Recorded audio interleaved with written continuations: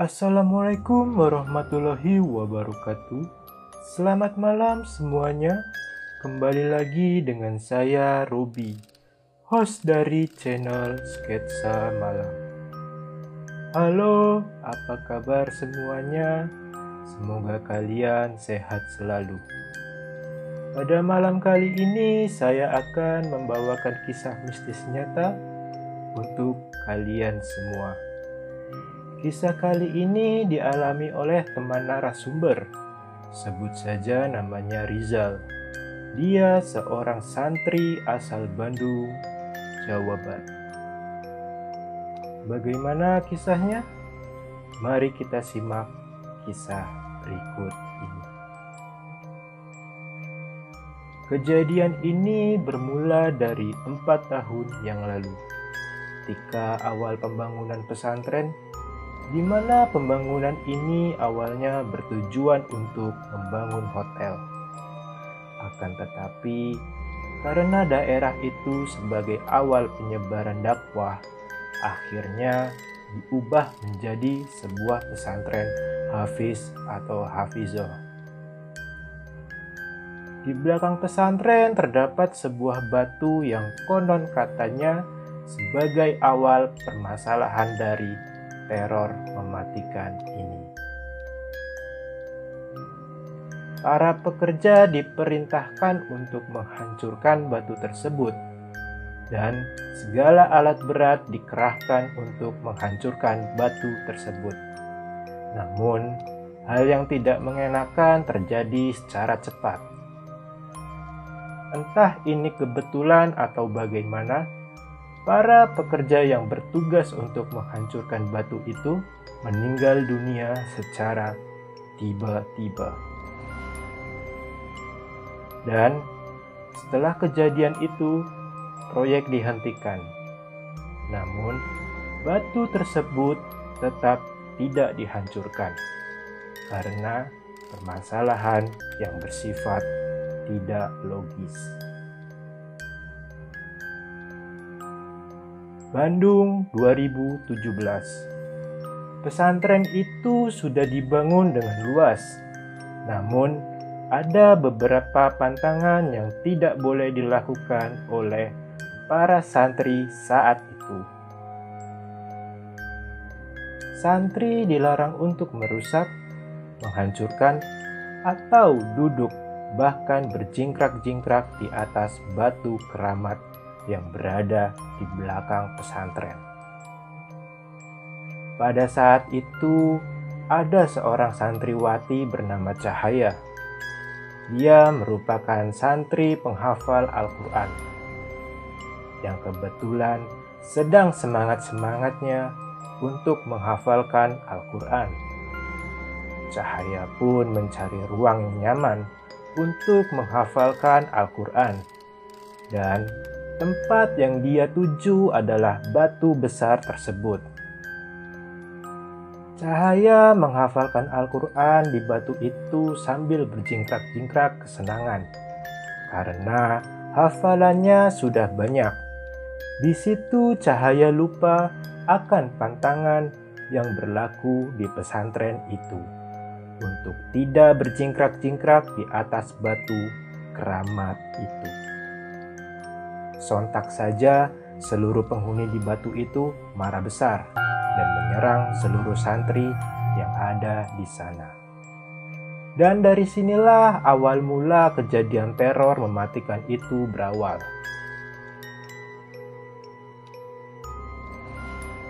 Tepat di malam Jumat Kliwon, setelah acara marhaban selesai, Cahaya tidak sadarkan diri. Teman-temannya mengira bahwa Cahaya ini kelelahan atau sedang sakit. Namun, setelah para pengurus mendekatinya, Cahaya berteriak kencang seperti orang marah. Seluruh santriwati yang berada di dekat Cahaya langsung lari berhamburan untuk menghindari serangan Cahaya. Namun, ternyata yang merasuki tubuh Cahaya adalah Raja Jin Kafir yang sebelumnya telah mempersiapkan pasukannya untuk menyerang santri lainnya. Seluruh pengurus pesantren sangat panik saat itu. Para santri yang sedang menaiki tangga sampai terjatuh karena kerasukan para pasukan jin kafir. Beberapa yang lain ada yang menyerang santri lainnya, dan kerasukan massal akhirnya terjadi. Para santriwan atau santri laki-laki turut membantu santriwati yang kerasukan. Namun, mereka juga terkena imbasnya. Kerasukan massal pun terjadi. Hampir seluruh santri kerasukan. Dan hanya menyisakan beberapa santri saja. Salah satunya adalah Rizal. Rizal kebingungan pada saat itu. Para ustadz segera turun tangan untuk menetralkan kondisi yang super kacau itu. Namun, tidak ada satupun dari mereka yang berhasil menyembuhkan para santri yang kerasukan. Di situ, Rizal langsung lari menuju kamar dan menutupnya rapat-rapat. Mereka yang kerasukan segera menyerang santri lainnya yang belum kerasukan. Tentu saja, bagi mereka yang selamat, sangat ketakutan ketika menghadapi situasi yang mengerikan pada saat itu. Walaupun berada di dalam kamar, Rizal tetap saja diteror oleh mereka yang sedang kerasukan. Karena kasus ini semakin serius, akhirnya sesepuh dari desa itu turun tangan dan secara langsung menginterogasi Cahaya sebagai orang pertama yang kerasukan. "Keluar kamu!" Sesepuh itu berteriak kepada sosok yang merasuki Cahaya untuk segera keluar dari badan Cahaya. Namun, sosok yang merasuki Cahaya hanya tertawa-tawa sambil menggerogot giginya hingga berbunyi nyaring.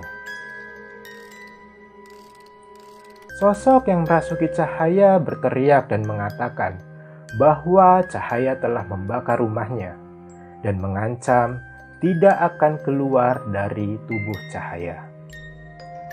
Kemudian Cahaya diikatkan di sebuah kursi, lalu dikelilingi oleh para santri untuk membacakan Al-Quran.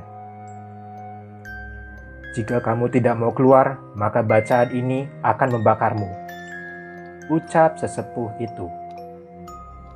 Namun, jin kafir tersebut malah marah dan berkata, "Berhenti bodoh!" Lalu, sesepuh itu memerintahkan santri lainnya untuk membaca salah satu surat Al-Quran yang berguna untuk mengusir sosok itu.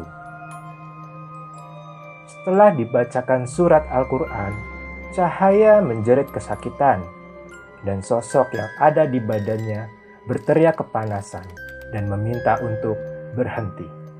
"Panas, jangan diteruskan!" Sesepuh itu menekan pelipis mata Cahaya dengan kuat, lalu menyuruh jin itu untuk keluar.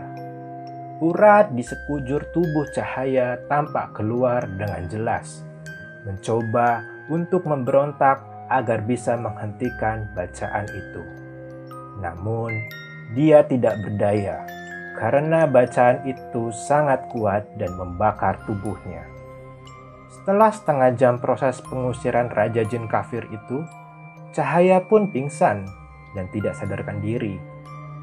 Bersamaan dengan itu, para santri yang kerasukan pingsan dan tidak sadarkan diri. Di situ sesepuh berpesan, "Jangan dekati batu itu, mereka masih belum menyerah untuk menyerang." Para ustadz dan pengurus di sana mematuhi perintah itu, dan akhirnya Cahaya sudah terbebaskan dari teror mematikan yang menyerangnya. Sesepuh dari desa itu meyakini bahwa adanya ketidaksopanan pada diri Cahaya, sehingga dia bisa dirasuki oleh penghuni batu itu. Cepat atau lambat, mereka akan datang dengan jumlah yang lebih banyak jika hal itu terulang kembali. Dan semenjak kejadian itu, banyak santri yang menaati pantangan yang berlaku untuk meminimalisir kejadian yang tidak mengenakan kembali. Namun, Ja'far yang merupakan teman dekat Rizal tidak mempercayai hal itu. Bahkan dia berani menantang penghuni dari batu itu. Mana yang katanya Raja Jin, hah? Gara dia teman-teman kita semua kesurupan. Maki Ja'far di hadapan batu itu. Rizal yang mendengar ucapan Ja'far langsung memukul kepala Ja'far dan menegur untuk tidak berkata sembarangan. Rizal menarik Ja'far untuk segera pulang. Walaupun Rizal tak mampu melihat dengan jelas sosok itu, namun dia bisa merasakan kehadiran mereka yang berada di sekitaran batu itu. Dan tanpa disadari, Ja'far telah melanggar pantangan yang dibuat oleh sesepuh itu. Selepas Ja'far memaki-maki batu itu, Cahaya kerasukan kembali. Dia kerasukan sosok yang berbeda, namun masih segolongan dengan jin kafir itu. Sudah kukatakan, kalian jangan pernah mengganggu kami. Tak ada pilihan lagi. Aku akan membunuh anak ini. Ancam sosok yang merasuki Cahaya. Saat itu para santri sedang mengaji. Mengetahui Cahaya kerasukan, para ustadz langsung turun tangan untuk menghentikan sosok yang merasuki Cahaya agar tidak menebarkan para pasukannya ke seluruh penjuru pesantren. Rizal dan Ja'far yang mengetahui itu langsung merinding. Rizal tahu bahwa penyebab masalah ini adalah Ja'far yang melanggar pantangan dari sesepuh itu. Cahaya langsung berlari ke arah dapur. Seluruh santri dan para ustadz segera menghentikan Cahaya. Namun, hal yang tidak diduga terjadi dengan begitu cepat. Cahaya hampir saja menghujamkan pisau ke tubuhnya sebelum dihentikan oleh ustadz. "Hentikan Cahaya, hentikan!" teriak salah satu ustadz. Cahaya berteriak mengatakan, "Santrimu telah merusak citra buruk kami. Dia yang terlebih dahulu mengganggu ketenangan kami." Tatapan Cahaya sangat mengerikan. Bibirnya selalu bergumam dengan bahasa Sunda. Sambil menahan pisau di tangan Cahaya, ustadz pun memberi perintah kepada santri untuk memanggil sesepuh, lalu memerintah untuk membawa dan mengikat Cahaya ke aula. Para santri dan ustadz yang lainnya segera membawa Cahaya ke aula dan menarik paksa pisau yang masih berada di genggamannya. Akhirnya, sesepuh itu pun datang. Dia agak kesal karena para santri di pondok itu tidak bisa menjaga tutur kata dan adabnya terhadap para penghuni di sekitaran pesantren. "Jika kalian mau hal ini terjadi, maka santri ini akan direnggut nyawanya. Jangan bermain-main dengan para lelembut yang sudah menghuni tempat ini ratusan, bahkan ribuan tahun," ucapnya. Lalu sesepuh itu memerintahkan kepada para santri untuk membacakan Al-Quran di hadapan Cahaya. Sosok yang merasuki Cahaya memaki-maki sesepuh itu dalam bahasa Sunda. Kira-kira seperti ini jika diartikan, "Kau sesepuh di sini, seharusnya kau jaga tempat ini." Sesepuh itu hanya terdiam sambil membasuh wajah dan kedua tangan Cahaya dengan air yang telah ia doakan. Dan lantunan bacaan Al-Quran terus menggema di sekitaran Cahaya. "Pesantren ini akan hancur jika masih mengganggu kami yang telah lama menghuni tempat ini," teriak sosok yang merasuki Cahaya. "Wahai musuh Allah, keluarlah. teriak sesepuh itu sambil memukul pundak Cahaya sebanyak 3 kali. Seketika Cahaya sadar kembali dan menangis.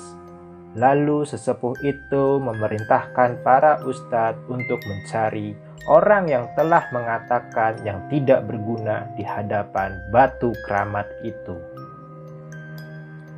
Dibawalah Ja'far ke hadapan sesepuh itu. Sesepuh itu meminta Ja'far untuk berdiam diri. Lalu sesepuh itu berkata, "Kau mau tahu siapa saja mereka?" Di situ Ja'far hanya terdiam. "Pejamkan matamu," teriak sesepuh itu. Ja'far memejamkan matanya. Lalu kedua tangan sesepuh itu membasuhi wajah Ja'far sambil membacakan bacaan khusus. Kemudian Ja'far diminta untuk membuka matanya.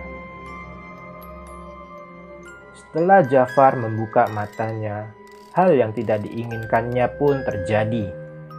Ja'far melihat seluruh makhluk penunggu batu itu sedang berjejer di sekelilingnya. Ada yang berkepala besar, berambut panjang, bentuk ular, bahkan ada yang tingginya sampai ke atap pondok yang diperkirakan hingga 2-3 meteran tingginya. Di situ Ja'far berteriak ketakutan dan Ja'far menutup matanya kembali. "Kau sudah lihat? Mereka sangat banyak, sebanding dengan satu kerajaan.